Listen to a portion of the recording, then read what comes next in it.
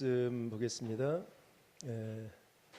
고린도 후서 마태복음 14장 22절부터 33절.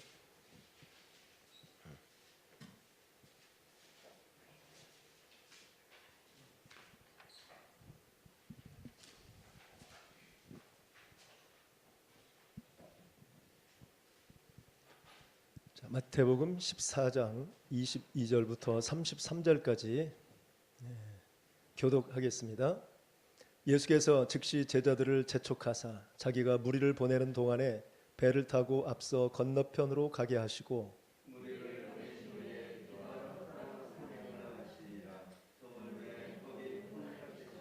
배가 이미 육지에서 술이나 떠나서 바람이 거스르므로 물결로 말미암아 고난을 당하더라.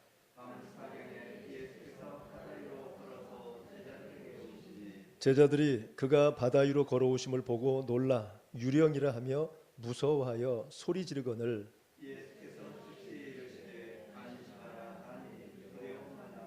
베드로가 대답하여 이르되 주여 만일 주님이시거든 나를 명하사 물 위로 오라 하소서 하니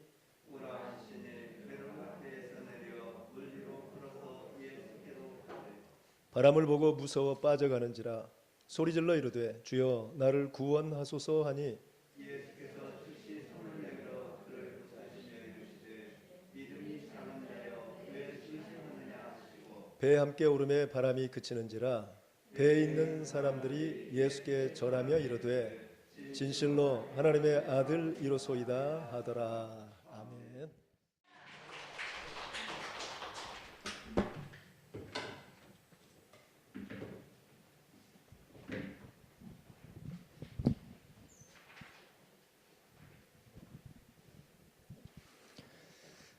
하나님 감사합니다. 주님을 찬양한 귀한 우리 솔리데오 찬양단 기뻐 받으신 줄로 믿습니다.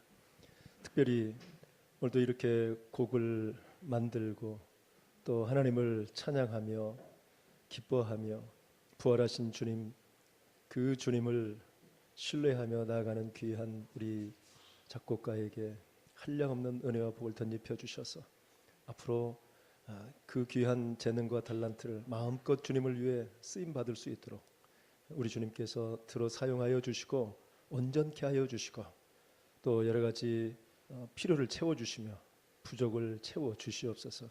그래서 정말 주님이 계시는 곳에 언제나 광명한 빛으로 역사해 주셔서 우리의 소망이 되게 해 주시고 또한 어느 곳에 있든지 주님을 드러내며 높여드리는 복된 삶의 믿음의 주인공들이 되게 하여 주시옵소서.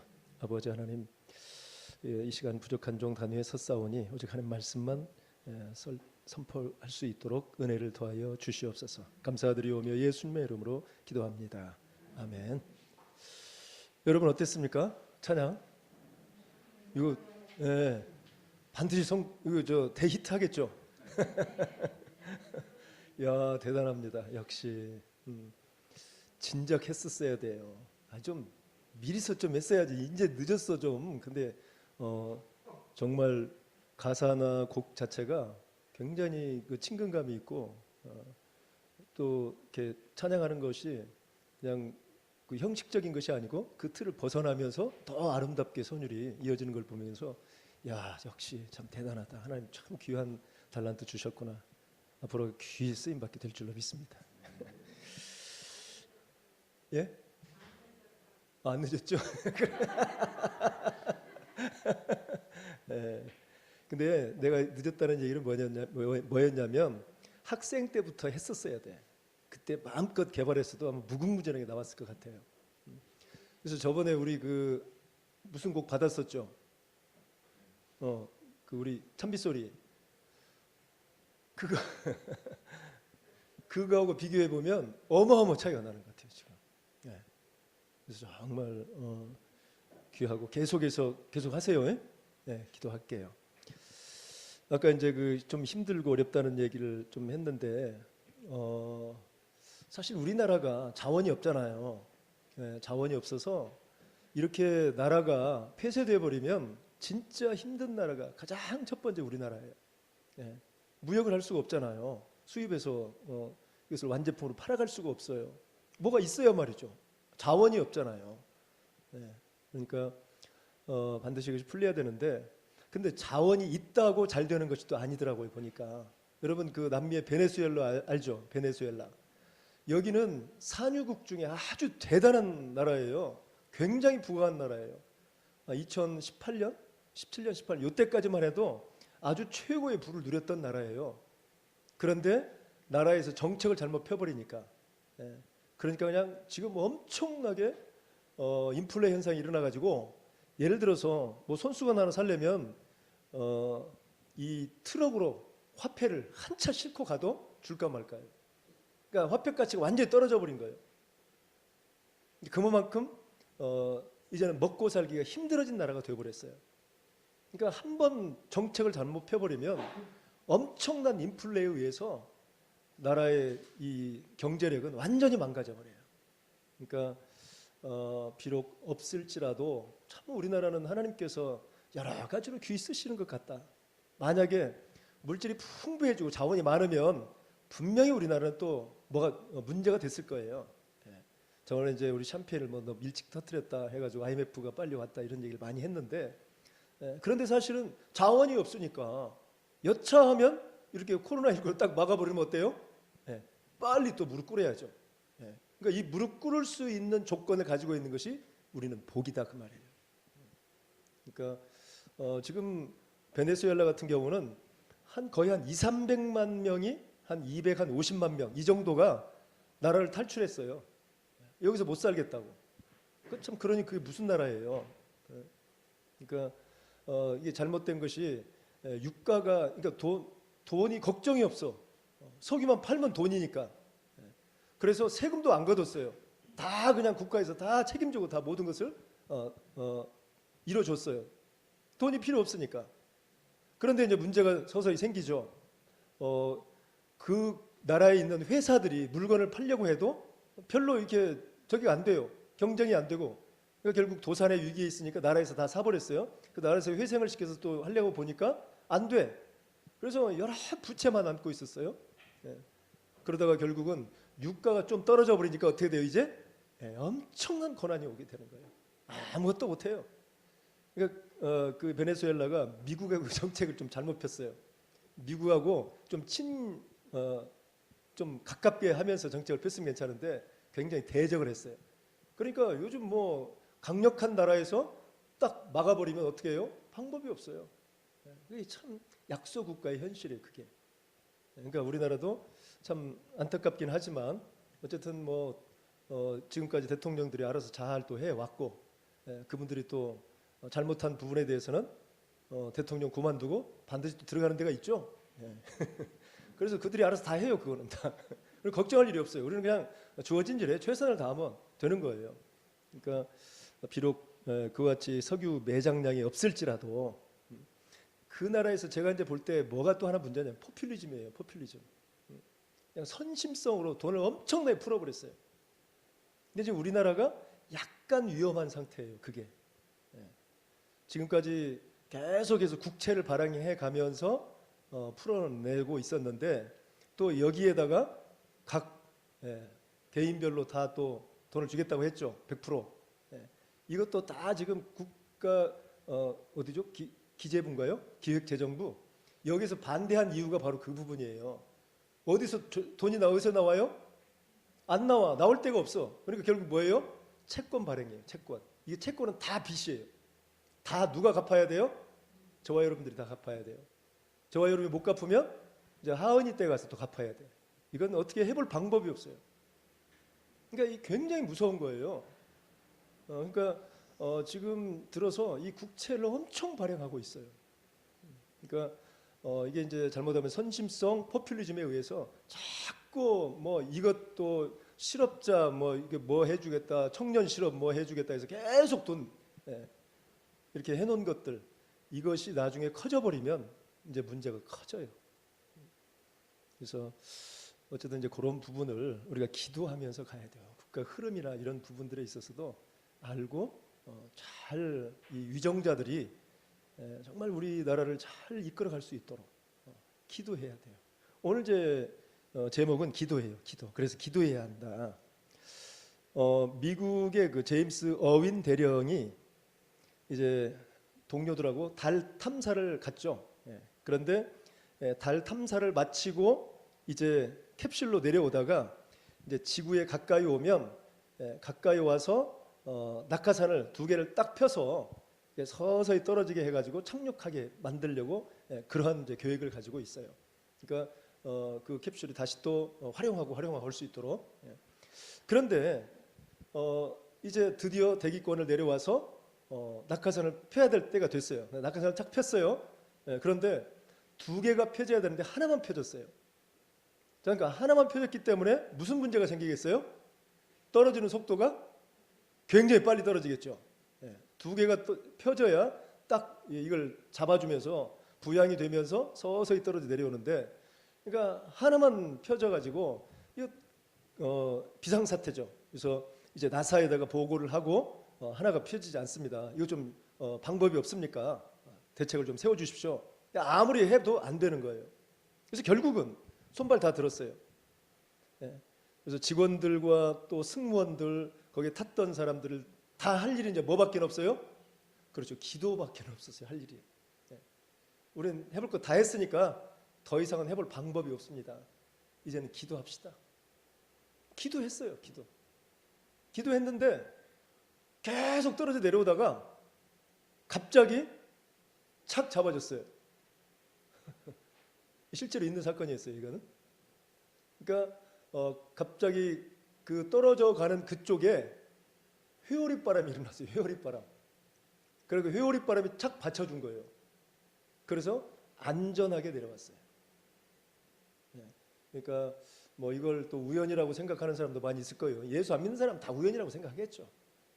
그러나 무엇으로 된 거다? 바로 기도로 이루어진 거예요. 이걸 우리가 분명히 믿고 또 선포하고, 그리고 우리도 여기에 도전받고 살아가야 돼요. 그래서 구하라 그러면 너에게 주실 것이요, 찾으라 그러면 찾을 것이요, 문을 두드리라 그러면 열릴 것이다. 그러니까 우리 주님께서 분명히 기도하라고 했단 말이죠. 기도하면 문제 해결 받는다. 그런데 이제 문제가 구하지 않아도 알아서 주시는 하나님에 대한 가르침이 있을까요, 없을까요? 성경에 있어요, 없어요? 안 구해도 하나님 다 아시니까 다 이루어 주실까요, 안 이루어 주실까요?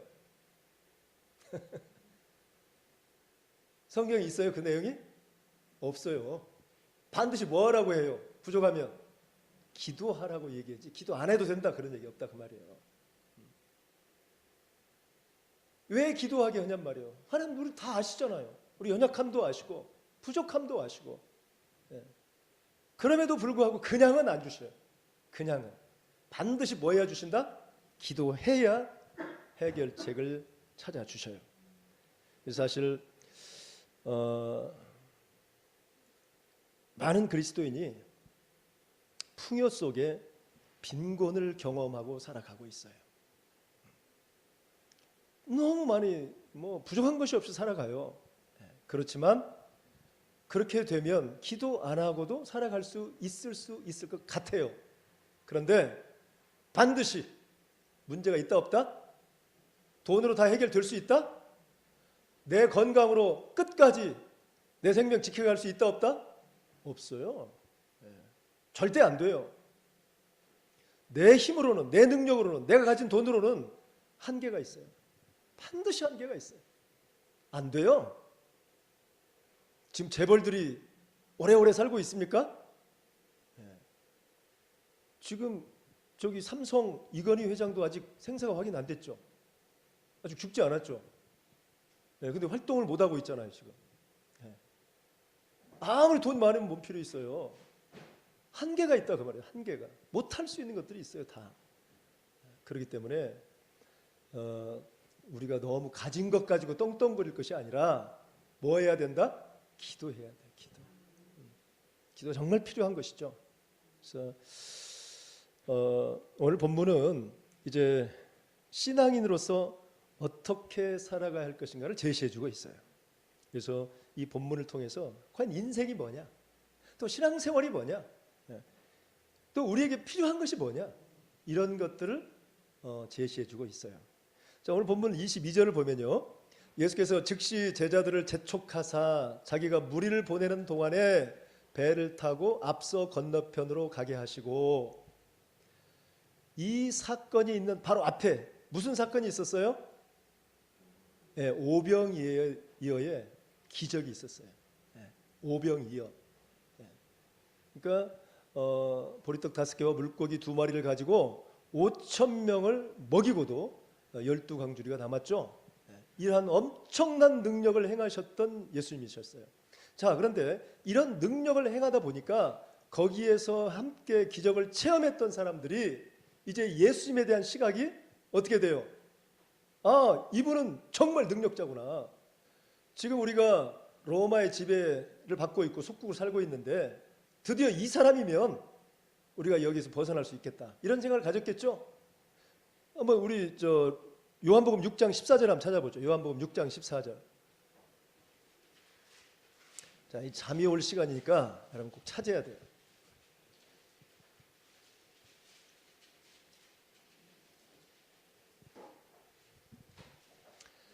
자, 요한복음 6장 14절과 15절 같이 시작.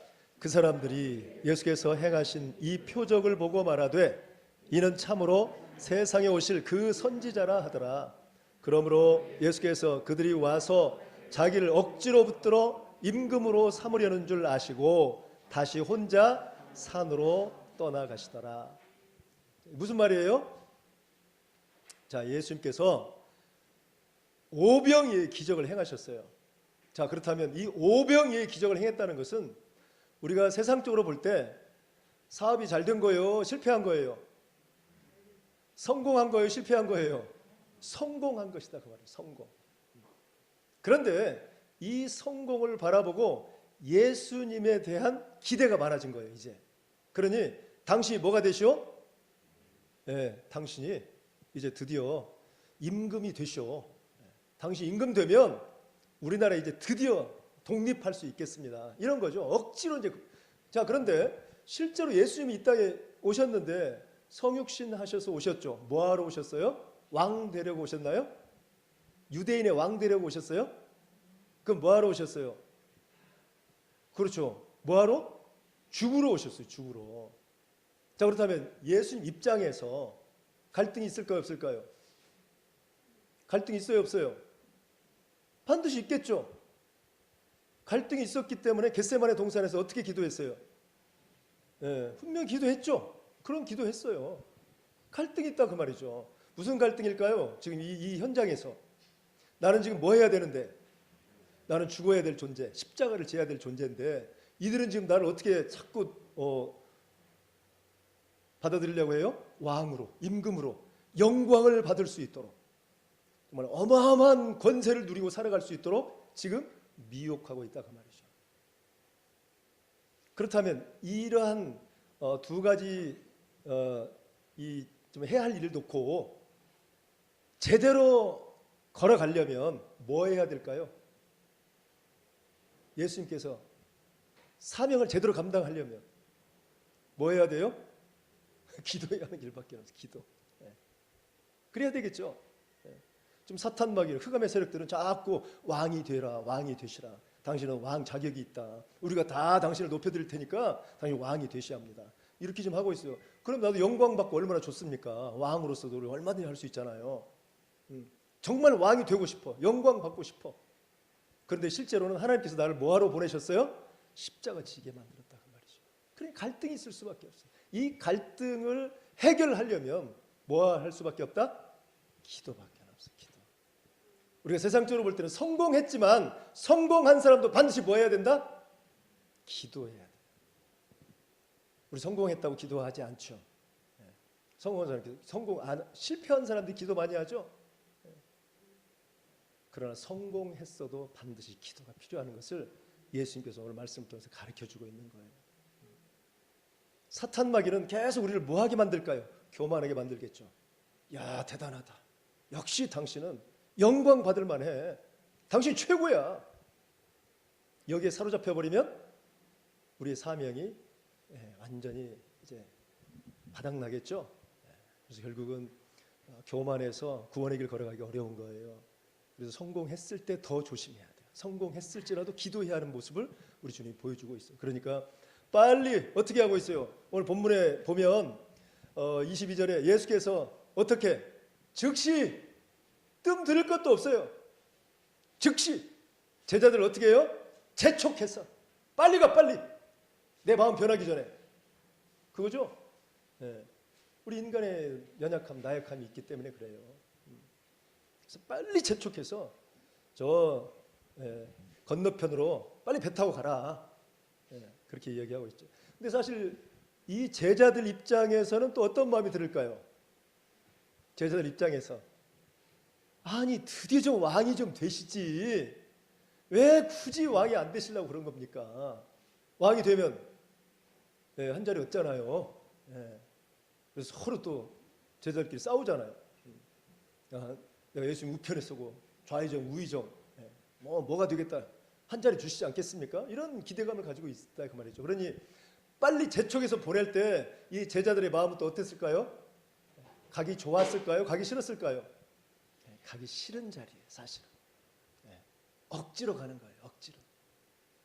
그 세상 것이 너무 즐겁고 너무 귀하게 보여. 이것이 나를 사로잡아요, 자꾸. 그러니까 예수님께서 즉시 재촉해서 빨리 가, 빨리. 이렇게 하고 있는 것이죠. 그러니까 정말 우리 오늘 본문 말씀을 통해서 보면 우리 인생의 적나라한 모습들을 다 볼 수가 있어요.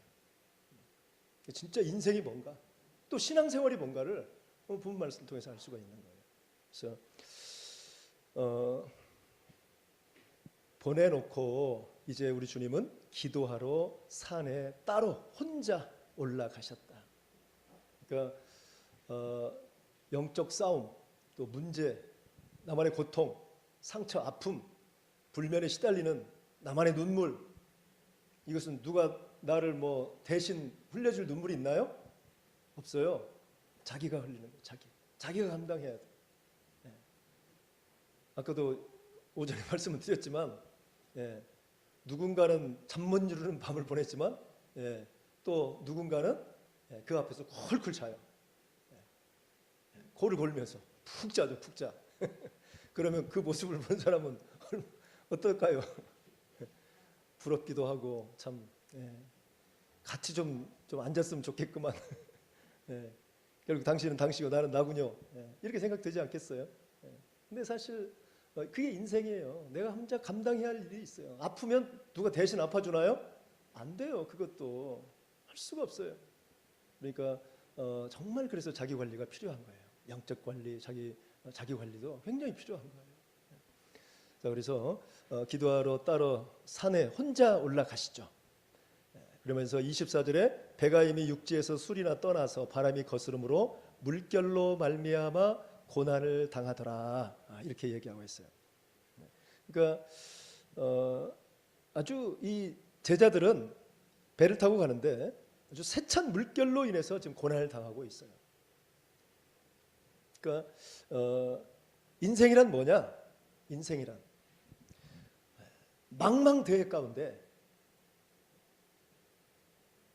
거센 풍파가 다가오고 아주 그 파도가 이게 막 큰 파도로 삼킬 듯이 다가오는 그 바다에서 배 한 척, 그것도 노를 저어가면서 가야 되는 어떤 목적지를 향해서 가고 있는, 노를 저어 가고 있는 것이 바로 뭐와 같아요?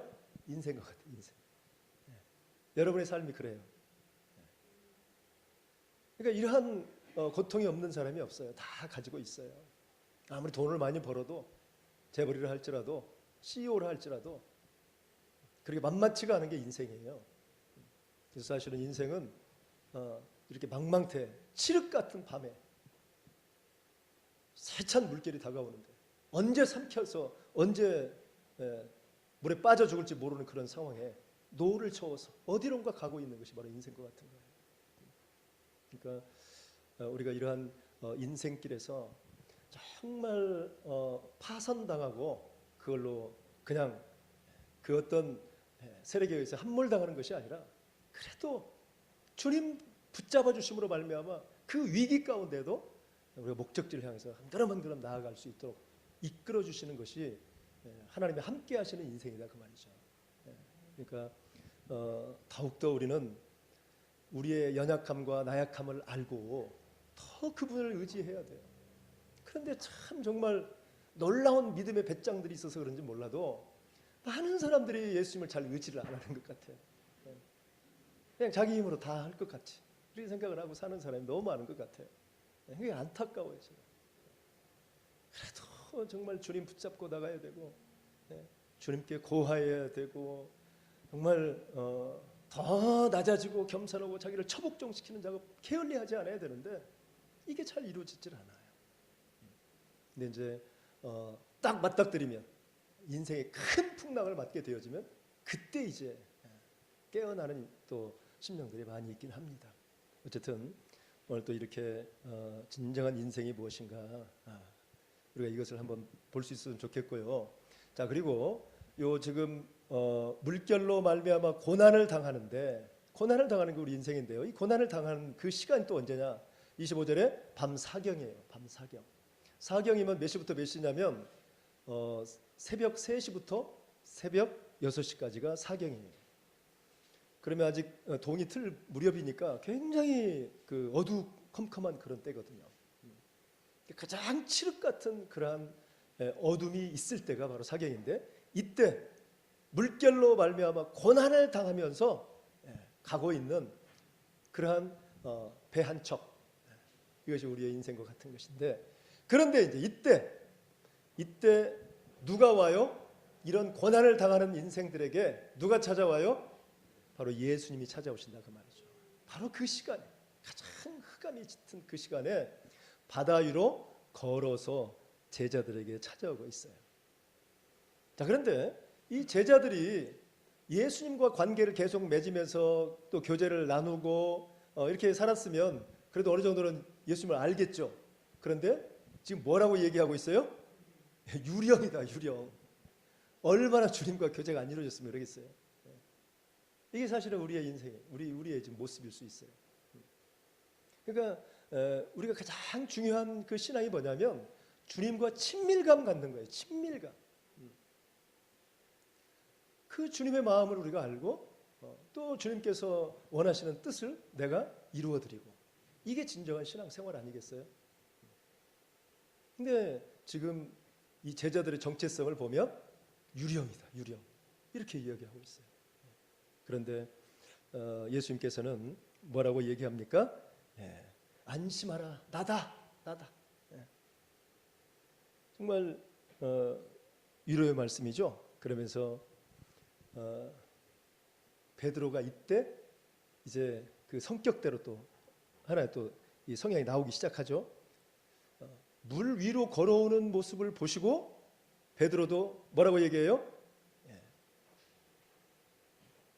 만일 주님이시거든 나를 명하사 물 위로 오라고 하십시오. 28절에 그렇게 얘기합니다. 그러니까 자, 이것도 이제 우리가 좀 생각을 해봐야 돼요.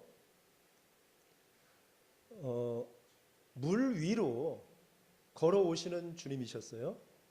그러면 나도 지금 어디로 가고 싶다는 거예요? 물 위로 걸어가고 싶다는 거예요. 이건 어떻게 보면 세상 사람들 볼 때는 무모한 짓이에요. 그렇지 않겠어요? 무모하잖아요. 그런데 베드로에게는 뭐가 있었냐면 믿음의 열정이 있었던 거예요. 우리 주님은 이런 놀라운 기적을 행하시는 주님이심을 그가 믿었다 그 말이죠. 그러니까 이러한 고백이 나오는 거예요. 아무나 못해요 이것도. 그렇지 않겠어요? 아무나 못하는 거예요. 자, 그리고 또 한 가지 그리고 중요한 부분이 뭐냐면 베드로는 이러한 상황에서 나를 오라고 하십시오. 그러니까 예수님이 오라 그랬죠. 그래서 어떻게 해요? 직접 바다로 뛰어내리죠. 그리고 뭐 해요? 걸어가죠. 걸어가는 기적을 본인이 체험하는 거예요. 자, 기적을 체험하는 주인공이 있는 반면에 그 기적을 보고만 있는 사람이 있어요. 또. 자, 신앙이 얼마나 달라지겠어요? 그렇지 않겠어요? 그 순간에 진짜 기적을 체험했던 이 베드로와 그냥 옆에서 보고 있는 제자들, 직접 체험했던 사람들은 신앙이 달라지겠죠.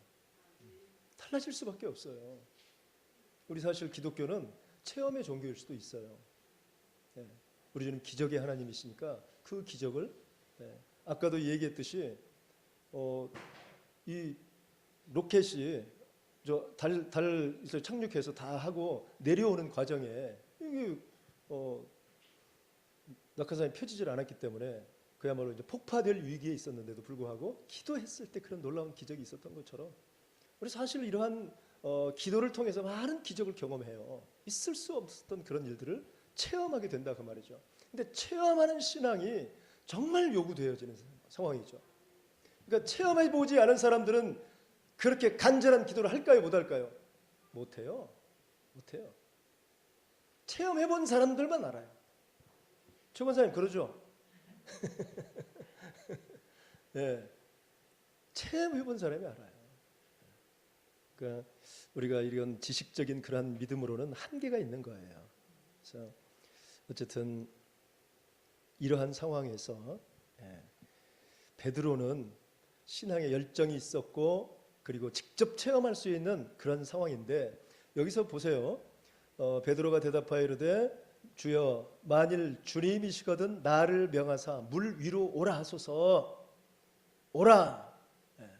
그래서 베드로가 배에서 내려 물 위로 걸어서 예수께로 가되 지금 걸어가고 있는 거예요. 그러면 이 걸어갈 때 누구를 보고 걸어가겠어요? 예수님 보고 걸어간다. 예수님 보고. 시선이 지금 누구에 초점이 맞춰져 있어요? 예수 그리스도께 맞춰져 있는 거예요. 이게 중요한 거예요. 시선이 주님께 맞춰져 있는 거예요. 그러니까 여기에서 진정한 신앙은 뭐냐? 계속해서 주님을 바라보는 거예요. 주님을. 근데 주님을 바라보지 않고 갑자기 곁눈질에서 다른 걸 바라볼 때 문제가 생길 수 있는 것이죠. 그런데 정말 주님만 바라보고 살아가기가 어려운 거예요, 사실은. 근데 주님만 바라보고 가면 문제는 없다.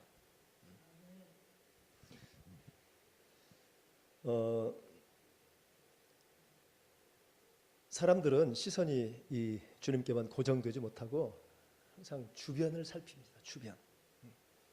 그래서 세상 것들이 자꾸 미혹되어져요. 아름다운 것들이 많이 있잖아요. 좋은 것들 많이 보이잖아요. 그러니까 자꾸만 이런 곳에 눈길을 뺏기는 경우가 많아요. 그러다 보면 온전한 신앙으로 세워지기가 어려운 거예요. 그러니까 시선이 주님께 초점에 맞춰져야 되는데 맞춰지질 않는 거예요. 그러니까 사탄 마귀의 미혹이 있는 것이고 그리고 우리 안에 근본적으로 세상을 동경하려고 하는 그런 마음들이 있어요. 부족하니까. 그래서 세상에 낙을 즐기며 살아가려고 자꾸만 시선을 그쪽으로 두고 가기도 많이 하죠. 그래서 이러한 부분에 진정한 신앙생활은 뭐냐? 신앙생활은 주님께 시선을 맞추고 살아가는 것이다. 이럴 때 놀라운 기적을 행할 수가 있는 거예요. 시선이 주님께 맞춰지지 않으면 바로 문제가 생겨요. 신앙에 변질이 생기고 자꾸 세상 것이 더 크게 보이고 그것이 더 아름답게 보이고 그것이 더 귀하게 보이고 높아 보이고 그래서 마음이 흔들리는 거예요. 이게 가장 중요한 부분이죠. 그러니까 신앙이 뭔가를 알아야 돼요. 그러니까 인생은 정말 우리 고난의 길이에요. 망망대해 칠흑같이 깜깜한 밤에 그야말로 파도가 일고 있는데 그래도 어디론가로 노를 저어 가는 것이 우리 인생이에요. 그러니까 이러한 가운데 진정한 신앙생활은 이러한 노를 저어갈 때 시선을 누구께 주고 가야 되는 것이다? 바로 주님께 초점을 맞추고 가는 것이지. 이게 바로 신앙생활이에요. 그런데 시선이 자꾸만 다른 곳에 떨어져 버리면 우리의 신앙은 거기에서 무너지기 시작하는 거예요. 변질되기 시작하고 오염되기 시작하고 세상과 타협하면서 나도 모르게 구원에서 멀어져 버리는 거예요. 앞에는 화려한 것 같아요. 뭔가 막 하는 것 같고 뭔가 이루어지는 것 같고 그런데 결과 열매는 아무것도 맺어지지 않습니다. 이게 무서운 거예요. 그래서 진정한 신앙을 우리가 알고 가야 돼요. 자, 그래서 이렇게 세상 것에 눈길을 두다 보니까 결국은 어떻게 돼요? 바로 30절에 그런 내용이 나와 있잖아요. 바람을 보고 무서워 빠져가는지라. 보는 것이 바람을 봤다 이 말이죠. 바람의 소리를 들었어요. 거기에 관심을 가졌다 이 말이에요. 그러니까 바로 문제가 생기죠. 무리를 착착착 걷고 가다가 결국은 빠져들어 버리는 것이죠. 그래서 이러한 상황에서 또 베드로가 한 것이 뭐예요? 이때 바로 기도한 것이죠. 부르짖은 거죠. 그러니까 주여 나를 구원하소서 이렇게 부르짖으니까 우리 주님께서 즉시 손을 내밀어서 건져주셨습니다. 그래서 다시 배에 오르고 이제 올라가니까 바람도 다 그쳐버리죠. 문제가 완전히 해결돼 버려요. 그러니까 이 문제는 항상 문제 해결은 누가 확실히 해주신다? 바로 주님이 해주시는 거예요. 주님. 그러니까 우리의 신앙은 항상 주님께 초점이 맞춰져 있어야 돼요. 초점이 주님께 맞춰지지 않으면 아까 우리 송태훈 집사님이 정말 막 영감이 떠오르고 그리고 뭔가 정말 좋은 선율과 박자와 아름다운 멜로디가 화음을 이루면서 막 다가오는데 주님께 초점이 맞춰질수록 정말 아름다운 화음으로 나오는 거예요. 그런데 시선이 자꾸 다른 데로 가버리면 어떻게 될까요? 막히는 거예요. 자꾸 끊어지고 다른 생각으로. 그러니까 근데 이건 이제 예를 들어 한 것이지만 반드시 그런 건 아니에요. 그런 거 아니니까 오해는 하지 마세요. 그러니까 우리의 삶이 바로 그래요. 신앙이 바로 그런 거다. 신앙이 우리 초점만 딱 맞춰지면 정말 여러분들의 달란트를 더 잘하시고 여러분 필요가 뭔지를 더 잘하시는 우리 주님께서 채워주시는 이러한 신앙으로 나아가길 바랍니다. 그래서 이 고난의 결과, 기도의 결과 결국 어떤 일이 이루어지냐면 바로 33절 말씀에 배에 있는 사람들이 예수께 절하며 이르되 진실로 하나님의 아들이로소이다 이런 고백이 나온다 그 말이죠. 정말 예수님이 어떤 분인가를 직접 만나게 되어지고 알게 되어지는 거예요. 그래서 진실로 하나님의 아들이라는 고백이 나오는 이것이 이제 우리 본문의 얘기인데 사실 이 사건이 2000년에 있었지만 그러나 실제로 우리의 삶 속에서 일어나겠죠. 그런 비일비재하게 일어나고 있습니다. 그래서 다시 한번 우리가 생각해 보면 베드로는 직접 무리를 걸었던 그런 기적을 체험했던 사람이죠. 경험을 했던 사람이에요. 그러나 다른 제자들은 그저 옆에서 보기만 했고 그것이 지식에 불과한 거예요. 보기만 했어요. 그냥 기적을 행하는 거. 그러니까 보기만 하는 것과 내가 직접 체험한 것과는 신앙이 어떻겠어요? 엄청 차이가 나겠죠. 이게 아주 중요한 거예요. 그러니까 세상 사람들이 볼 때는 무모한 것 같아. 그러나 베드로에게는 뭐가 있기 때문에 그렇게 뛰어들었어요? 믿음이 있기 때문에 뛰어든 거예요. 우리 그리스도인들은 이러한 용기도 필요해요. 그러니까 무에서 유를 창조하신 하나님이요. 절대 불가능할 것 같아. 그러니까 아주 인격적인 사람은 아예 기도도 안 해. 어떻게 이런 일이 있을 수 있겠어? 역시 이렇게 기도해봤자 주님만 괴롭히는 일밖에 더 하는 거야. 그래서 기도도 안 하려고 해요. 그런데 우리 믿음의 사람 어떻게 해야 돼요? 확실하게 기도해야 돼요. 기도. 답은 기도밖에 없어요. 기도해야 돼요. 그래서, 이 지식은 그저 가능성만 줄 뿐이에요. 그렇게 될 거야. 그렇게 될 수 있을 것 같아. 이렇게밖에는 못해요. 그런데 베드로는 뭐라고 얘기해요? 반드시 이루어진다. 확신을 가지고 얘기해 주시다 그 말이에요. 자기 직접 체험했기 때문에. 이게 신앙의 차이예요. 그러니까 우리가 기도할 때도 몸부림치며 기도해야 돼요. 몸부림치며. 그래서 기도는 여기서 어떻게 기도를 했냐면 지금 베드로가 무리를 걷다가 물속에 좀 빠져들고 있어요. 자, 물속에 빠져드는 상황에서 건져주지 않으면 자기는 어떻게 될까요? 죽어요, 죽어. 그러니까 부르짖고 구원해달라는 얘기를 구원해 주셔도 좋고요. 안 해주시면 어쩔 수 없고요. 이렇게 했겠어요? 강력하게 기도했겠죠? 네. 아주 그냥 뭐 몸부림치면서 나 구해주지 않으면 정말 안 됩니다. 나 살아야겠습니다. 살려주십시오. 이런 마음으로 기도했다 그 말이에요. 여러분 부족이 많이 있잖아요. 빈핍한 결핍들이 많이 있잖아요. 그런데 기도를 대충 이렇게 고상하게 하십니까? 그건 기도가 아니에요. 확실한 기도를 해야 한다니까요. 확실한 기도. 기도도 안 해봐. 기도도 안 해놓고 뭐 안 돼.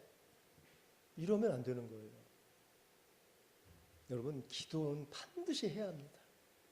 기도 반드시 해야 돼요. 정말 해야 되는데, 근데 이 기도를 너무 소홀히 하는 것 같아요. 너무 바빠. 할 일이 너무 많아. 그래서 기도 시간 자꾸 뒤로 물러나요.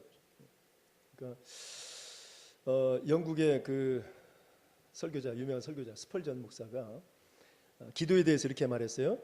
기도는 아래에서 줄을 당겨 하늘에 있는 큰 종을 하나님 귀 밑에서 울리는 것과 같다는 거예요. 여러분 시골 교회 가면 옛날에 그 종 치는 거 있었잖아요, 교회에. 그러면 밑에서 끈을 잡아 당겨야 종이 덩그렁 하고 소리가 나죠. 근데 그 종이 지금 어디가 있다는 거예요? 그 하나님 바로 귀 밑에 있다는 거예요. 그러니까 이 줄을 어떻게 해야 돼요? 확실히 잡아 당겨야 되겠죠? 그래야 주님이 들을 거 아니에요. 그런데 예를 들어서 적당히 조금 살포시 이렇게 잡아놓고 놓아주면 소리가 나요, 안 나요? 종소리가 안 나요. 고상하게, 아주 거룩하게 기도한다고 살포시 잡아서 다시 또 살포시 놓으면 절대 종소리 안 울려집니다. 그러니까 종소리 울리려면 어떻게 해야 돼요? 확실히 잡아당겨야 돼요. 확실히. 또 놓고 또 확실히 잡아당기고 또 놓고, 그래야 전달이 되어진 것이다. 지금 이 스펄전 목사는 바로 기도가 이와 같은 것이라고 얘기해주고 있어요. 확실히 알려주는 거예요. 하나님께 알려드리는 거예요. 하나님, 저 이게 문제예요. 지금 이게 안 돼요. 제 힘으로는 도저히 안 되겠어요. 저는 불가능합니다. 저는 못해요. 그러니 하나님께서 좀 해주십시오. 간절히 간구해야 돼요. 간절히 막 덩그렁 막 소리 계속 울리게. 알았다 시끄러워서 도저히 못 참겠다. 알았다, 빨리 내가 해결해 주마. 이게 기도라는 거예요. 신앙생활의 가장 큰 적은 낙심이에요. 낙심. 그리고 자포자기, 미리 포기해버리는 거. 이런 사람은 아무것도 못해요. 아무것도. 아주 고상하게 그냥 적당히. 이거 절대 그 신앙에 우리는 용납이 안 되는 거예요. 여러분, 정말 뭔가 기도를 할 때는 생명의 위급함이 있는 것처럼, 내가 이 문제 확실히 해결받지 않으면 나는 죽습니다. 그러니 하나님 살려주세요. 이런 마음으로 기도해 보라는 거예요. 기도를. 그렇게 하시기 바랍니다. 예. 다윗은 13년 동안 사울 왕에게 계속 쫓겨다니죠. 그런데 이 다윗은 절대 낙심하지 않았어요. 그리고 심지어는 미친 채 하면서 침 질질 흘리고 막 웃으면서 미친놈처럼 그렇게 해서 유경에서 빠져나오기도 했어요. 그런데 그는 뭐라고 고백하냐면, 내가 전심으로 주께 간구하여 싸우니, 전심으로 주께 간구하여 싸우니 주의 말씀대로 내게 은혜를 베푸소서. 그렇게 고백을 합니다. 그러니 이 다윗은 형식적인 기도 있을 수 있겠어요? 절대 형식적인 기도 안 해요. 하여튼 생과 사의 문제예요. 이거 건져주시지 않으면 저는 죽습니다. 강력한 기도하는 거예요. 그럼 하나님께서 그때그때마다 피할 길을 예비해 주시는 거예요. 그래서 13년 동안 그렇게 도피 생활을 했고, 그리고 마침내 그 다윗은 정말 이스라엘 백성들이 그렇게 좋아하는, 영원히 별처럼 빛나는 그런 왕이 되잖아요. 그러니까 기도 없이는 이뤄가기가 어려운 것입니다. 근데 그 기도는 생명 건 기도, 생명을 바치는 그런 기도를 했으면 좋겠어요. 중국의 이제 그 장개석 총통은 물론 이제 그분이 나중에 좋은 모습으로 결말이 맺어지는 않았지만, 자, 이분은 신실한 기독교인이었다고 그래요. 그래서 그가 매일 아침 출근을 하면 1시간 동안은 반드시 기도를 했대요. 그 업무실에서. 그런데 그가 업무실에 딱 들어가서 기도하기 시작하면서 거기 이제 비서들에게 이 얘기를 한대요. 절대로 기도할 때 나 건드리지 말아라. 누가 전화가 와도 전화 바꿔주지 마라. 특별히 미국에서 대통령이 전화를 해도 나 바꿔주지 말아라. 그렇게까지 얘기했던 사람이에요. 그러니까 이 장개석 총통은 기도의 시간을 자기가 가지고 있는 거예요. 나름대로 기도의 시간. 장개석 총통이 할 일 없을까요? 여러분, 할 일 없어서 1시간 동안 그냥 기도하고 있을까요? 재미있게? 절대 그러지 않아요. 여러분보다 2배, 3배, 10배는 더 많은 일을 하는 사람입니다. 그런데 기도한다 그 말이죠. 이것은 자기와의 약속이에요. 기도의 시간을 내가 갖겠다는. 그래서 이러한 기도가 없이는 우리가 정말 우리에게 맡겨진 사명도 잘 감당할 수도 없고, 그리고 생명의 위급한 상황 가운데 또 우리의 빈핍함, 궁핍함, 부족함, 이걸 채울 수 있는 방법은 목숨 건 기도밖에 없다는 거예요. 이 기도를 통해서 정말 하나하나 잘 이루어가는 저와 여러분 되기를 바랍니다.